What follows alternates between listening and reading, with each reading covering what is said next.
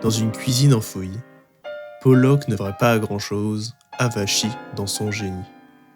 Le désordre environnant contrastait l'abysse de ses pensées, dans une mise en abîme qui faisait de Jackson le sujet. Notre scène de flemme était à peine peinte, qu'un bruit perturbant apporta une nouvelle teinte. Pollock, dans sa surprise, constata avec ennui la venue de l'examinateur pour le fameux Grand Prix. Mais ce monsieur du Louvre, il va finir par l'apprendre, que sa toile est vide, sans même un début d'idée, quand une illumination le fait peindre d'une main de prosélyte.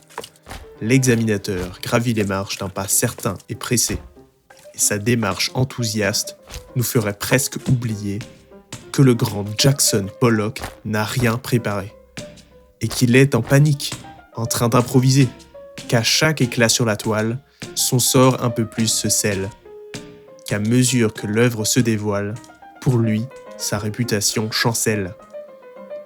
Il n'est pas fier du résultat, mais n'a pas le temps de se lamenter, que toque déjà à la porte un hôte cruel de formalité. Il se voit déjà moqué pour son tableau, qui n'est qu'une bêtise.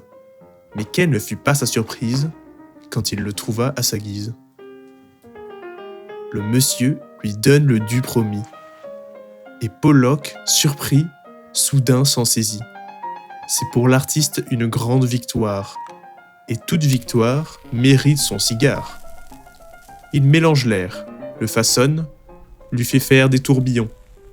Là, sans prévenir, l'œuvre se délite, se meurt en proie aux flammes.